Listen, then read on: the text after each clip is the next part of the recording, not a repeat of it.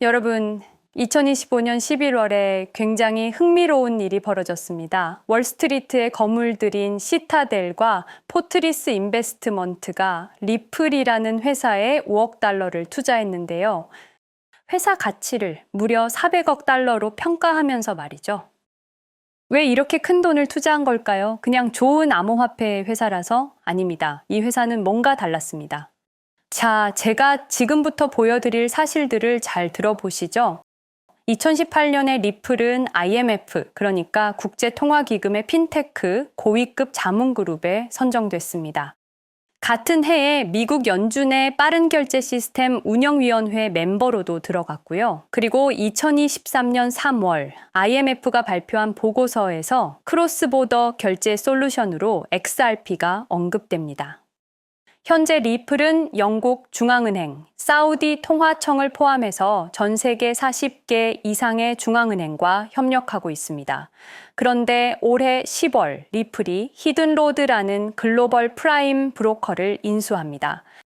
프라임 브로커라는 게 뭐냐면요. 은행과 기관 투자자들의 자금 결제를 중개하는 시스템입니다. 리플은 이렇게 해서 세계 최초로 프라임 브로커를 운영하는 암호화폐 기업이 됐습니다. 그러니까 정리를 해보면요. 리플은 IMF의 자문그룹 멤버입니다. 연준의 운영위원회에도 들어가 있고요. 40개가 넘는 국가들의 중앙은행과도 협력 중이죠. 그리고 이제는 글로벌 프라임 브로커까지 운영합니다.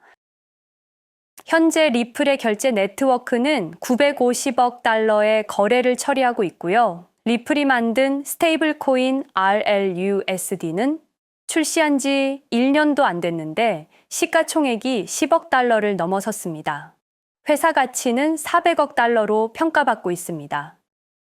이 정도면 그냥 암호화폐 회사가 아니라 차세대 글로벌 금융 인프라를 구축하고 있는 거 아닌가요?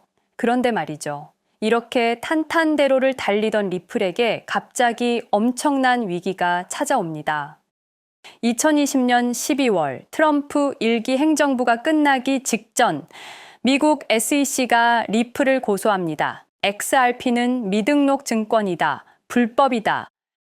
IMF 연준, 중앙은행과 협력하던 회사가 갑자기 범죄자 취급을 받게 된 겁니다. 대체 무슨 일이 벌어진 걸까요? 지금부터 그 비밀을 이야기해 보겠습니다.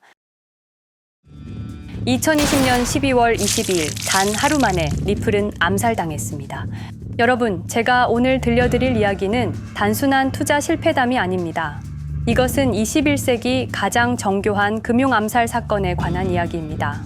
2020년 12월 22일 오후 우리가 투자했던 리플이 하루아침에 반토막이 났습니다. 당시 리플은 63% 급락했습니다. 마치 은퇴 자금이 하루아침에 반토막 나는 것과 같은 생존 본능을 자극하는 충격이었습니다. 그때 리플에 투자하셨던 분들이라면 누구나 기억하실 겁니다. 누군가는 그날 하루 만에 수천만 원을 잃었고 어떤 이는 수억이 사라지는 걸 그저 눈뜨고 지켜볼 수밖에 없었습니다. 그리고 그날부터 진짜 전쟁이 시작됐습니다. 그때는 우리가 잘못 판단한 줄 알았습니다. 하지만 5년간 추적한 결과 알아낸 진실은 이것은 우연이 아니었습니다. 누군가 치밀하게 계획한 암살이었습니다. 먼저 왜 누군가가 리플을 없애려 했는지 이해해야 합니다. 스위프트라는 시스템을 아시나요?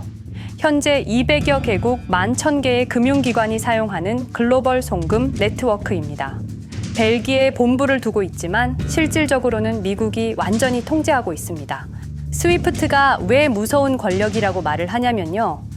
2012년 이란 핵제재 때 이란 은행들을 스위프트에서 완전 퇴출시켰습니다. 그 결과로 이란의 경제는 즉시 붕괴가 됐죠. 그리고 2022년 러시아의 우크라이나 침공 후 러시아 주요 은행들도 스위프트에서 퇴출됐는데 그 직후 바로 러시아의 루블화는 30% 이상 폭락했습니다. 즉, 스위프트에서 쫓겨나면 그 나라는 국제거래에서 완전히 고립됩니다. 그런데 리플은 이 모든 것을 우회할 수 있었습니다. 며칠 걸리던 송금이 리플에선 5초면 끝났습니다. 기존엔 몇만 원씩 들던 수수료가 1원도 안 들었습니다. 거기다가 중개은행까지 불필요했습니다. 그리하여 2017년 리플의 위력이 증명되었습니다. 일본 SBI 그룹, 뱅크 오브 아메리카, 산탄데르 은행 등 200개 이상 금융기관이 리플 파트너십을 검토했습니다. 연간 200조 원 규모의 국제 송금 시장에서 리플이 스위프트를 완전히 대체할 수 있다는 것이 증명된 순간, 바로 이때 누군가에게는 생존 위기가 된 것입니다. 리플은 단순한 암호화폐가 아니었습니다. 리플은 미국이 전 세계를 통제하는 금융무기인 스위프트에 대한 직접적인 도전이었습니다. 스위프트는 돈의 흐름을 틀어쥔 지배의 손길이었습니다. 핵보다 강한 권력, 바로 통화망입니다. 리플 사건을 파헤치다 보니 소름 끼치는 단서들이 발견되기 시작했습니다. 첫 번째 단서, 완벽한 타이밍의 미스터리. 2020년 12월 22일의 타이밍을 분석해 보겠습니다. 12월 22일 오후 9시 30분, SEC 의장 제이 클레이튼은 임기 마지막 12시간을 남기고 전격적으로 리플에 대한 기소를 발표합니다. 그 다음 날인 12월 23일, 제이 클레이튼은 SEC 의장직에서 사임하죠. 충격적이게도 바로 다음 날, 제이 클레이튼은 월리버 에셋 매니지먼트라는 헤지펀드의 자문 역할로 합류하게 됩니다. 월리버 에셋 매니지먼트는 당시 리플과 라이벌 구도를 형성하고 있던 비트코인과 이더리움에 우리 돈 8천억이라는 거액을 투자한 회사였습니다. 그런데 클레이튼은 리플을 기소한 바로 다음 날 이 회사의 자문이 되었습니다.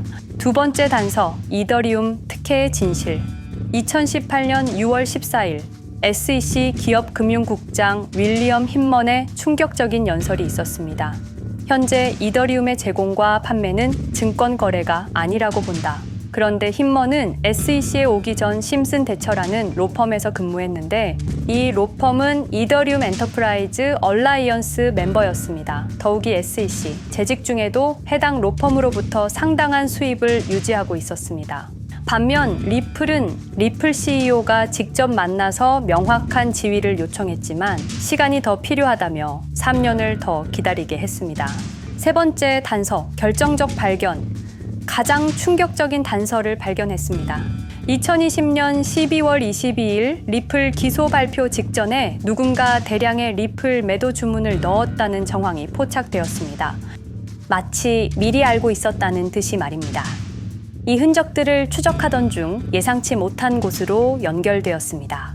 실리콘밸리였습니다. 은행이나 정부가 아니라 테크 기업들이었습니다. 그것도 우리가 혁신과 자유의 상징으로 알고 있던 바로 그 실리콘밸리 말입니다. 이 세 명의 인물, 이 세 개의 사건, 전혀 관련이 없어 보이지만 공통점이 하나 있습니다. 모두가 실리콘밸리 금융 네트워크와 직접 연결되어 있었다는 겁니다. 모든 흔적이 한 곳을 가리키고 있었습니다. 리플을 제거한 배후로 의심되는 세력들, 많은 단서들이 결국 이곳을 가리키고 있었습니다. 바로 페이팔 마피아라는 이름의 거대한 네트워크였습니다. 2002년 10월 3일 페이팔이 이베이에 매각되었습니다. 이때 페이팔을 퇴사한 50명 중 38명이 새로운 기업을 창업하거나 거대한 투자를 시작했습니다. 그들은 서로 관계를 꾸준히 유지하면서 창업한 기업에 서로 투자하고 때로는 동업하면서 상호 성장하는 거대한 네트워크를 만들어냈습니다.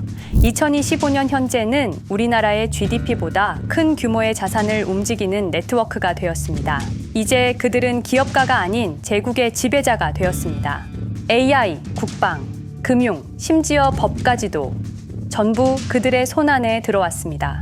그중 핵심 인물이 바로 피터 틸인데요. 팔란티어를 창업한 사람입니다. 팔란티어는 CIA, FBI, 미 국방부 등의 정부기관에 데이터 시스템을 독점으로 공급하고 있습니다.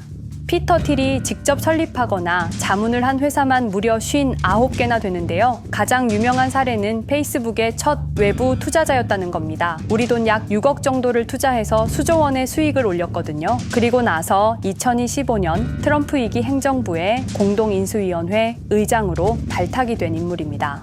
2001년 충격적인 9.11 테러 후 그는 우리의 사기 탐지 기술을 국가 안보에 쓸 수 있다며 2003년 팰런티어를 창업했습니다.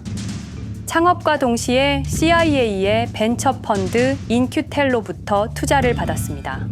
그리고 피터 틸은 단순히 사업만 한 것이 아닙니다. 정치인을 직접 키워냈습니다.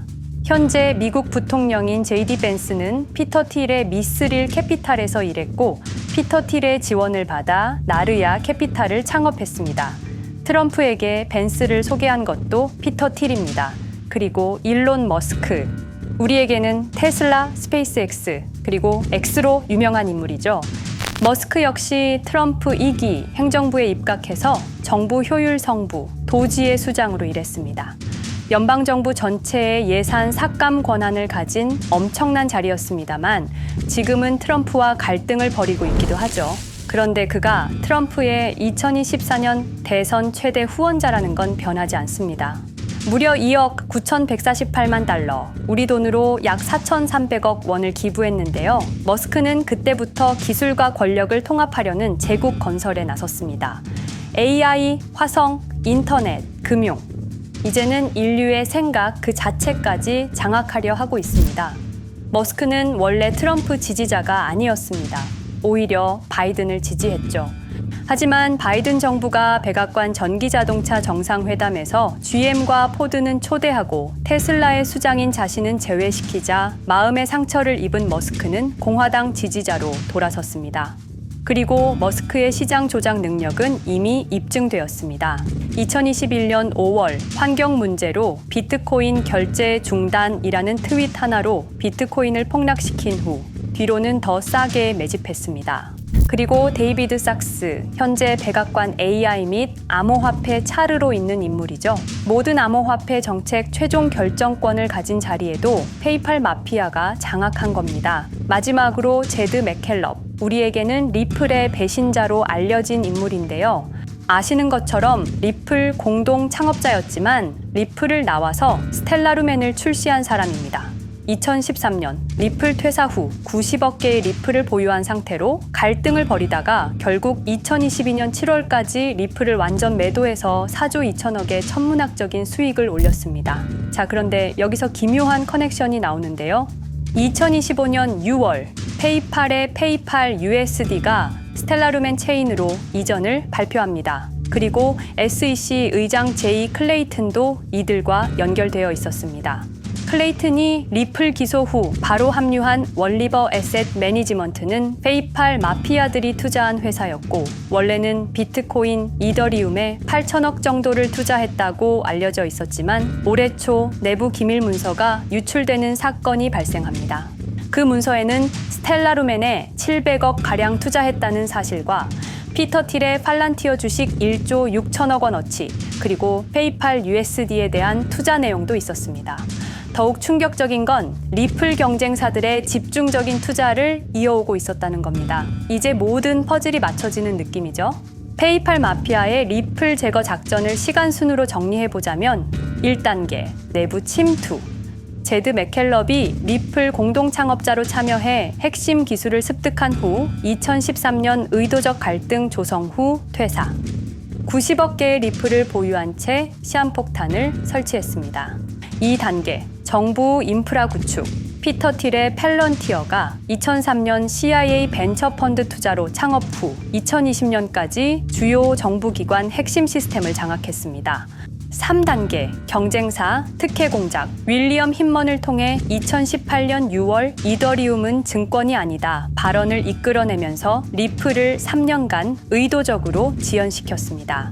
4단계, 마지막 일격. 제이 클레이튼이 임기 마지막 12시간 전에 리플을 기소한 후 다음 날 사임, 바로 그 다음 날 리플 경쟁사에 투자하는 회사의 자문으로 합류했습니다. 5단계, 대체제 준비. 2023년 8월 페이팔 USD 스테이블 코인을 출시하고 2025년 6월 제드의 스텔라 블록체인으로 확장을 발표했습니다. 제드의 리플 매도 자금이 스텔라 개발에 투입되었습니다. 6단계, 정치권 완전 장악. 데이비드 sak스가 모든 암호화폐 정책 최종 결정권을, 일론 머스크가 정부 예산 삭감 권한을, 피터 틸이 트럼프 인수위원회 공동의장직을 차지했습니다. 동시에 테크 기업들의 로비 활동도 급증했습니다. 메타는 2024년 역대 최고 금액인 2,443만 달러를 로비로 지출. 메타의 로비스트는 2016년 31명에서 2024년 65명으로 증가했는데요. 의원 8명당 로비스트 1명을 붙인 꼴입니다. 아마존은 의원 6명당 1명씩 담당 로비스트가 붙을 정도로 규모를 확대했고요. 7단계 경쟁 세력 완전 제거. 데이비드 sak스가 백악관 정책 담당자로 취임한 지 2주 만에 리플이 지난 수년간 워싱턴에 배치해 놓은 주요 로비스트들이 하루아침에 모두 축출되었습니다. 공식적인 이유는 이해관계 충돌이었지만 실제로는 경쟁 세력 제거 작전이었습니다. 이로써 리플을 대변할 수 있는 마지막 정치적 통로마저 완전히 차단되었습니다. 페이팔 마피아의 계획은 리플 공격이 끝이 아니었습니다. 현재 새로운 타겟을 노리고 있습니다. 그리고 그 타겟은 단순한 암호화폐가 아닙니다. 그건 머스크조차 경계할 수밖에 없는 존재, 통제 불가능한 AI 코인이었습니다. 리플에 대한 공격이 성공한 것처럼 보이지만 그들이 아직 해결하지 못한 하나의 문제가 남아 있습니다. 한 AI 코인이 일론 머스크의 테슬라 AI와 XAI를 위협할 수 있는 기술력을 가지고 있다는 것입니다. 그래서 전략이 바뀌었습니다. 죽일 수 없으면 소유하자. 머스크가 이 코인을 경계하는 증거들이 몇 가지 있는데요. 지난 6개월간 머스크의 행동 변화가 포착되었습니다. XAI에 대한 급격한 추가 투자 발표가 이어졌고 테슬라 AI 개발 속도를 급격히 가속화시키고 있습니다. 그리고 특정 AI 기술에 대한 부정적 언급이 증가하고 있는데요. 이 AI 코인은 현재 진짜 AGI 구현이 가능한 탈중앙화 AI 네트워크를 구축하고 있고 초당 수십억 단위의 연산을 처리할 수 있는 진짜 분산형 뉴럴 네트워크 기반입니다. 수백만 개의 노드가 연결된 분산 뉴럴 네트워크, 테슬라도 메타도 이 기술만큼은 아직 구현하지 못했습니다. 현재 기술로는 단 하나뿐입니다.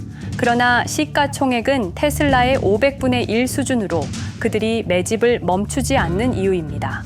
2025년 초, 이 코인의 공식 계정이 X 플랫폼에서 노출 차단된 정황이 포착됐습니다. 광고 계정도 중지됐고 해당 코인에 대한 설명 영상들도 순식간에 사라졌습니다. 이유는 머스크의 경쟁이 될 수 있는 유일한 AI였기 때문입니다. AI는 이제 권력을 쥐는 자가 인류의 사고를 설계할 수 있는 시대의 열쇠입니다. 머스크가 이 코인을 완전히 소유하게 되면 그의 AI 제국은 완성될지도 모르겠습니다. 하지만 문제가 있습니다. 그들은 이 AI 코인을 죽이지 않았습니다. 그 대신 가격을 철저히 짓눌렀습니다. 검색에서는 사라졌고 알고리즘은 배제했습니다. 누군가는 관심 없는 프로젝트라고 말합니다. 하지만 진실은 정반대입니다. 지금도 머스크와 페이팔 마피아의 자금이 그 코인으로 조용히 흘러 들어가고 있습니다. 가격이 낮은 건 무가치해서가 아니라 그들이 싸게 사고 있기 때문입니다.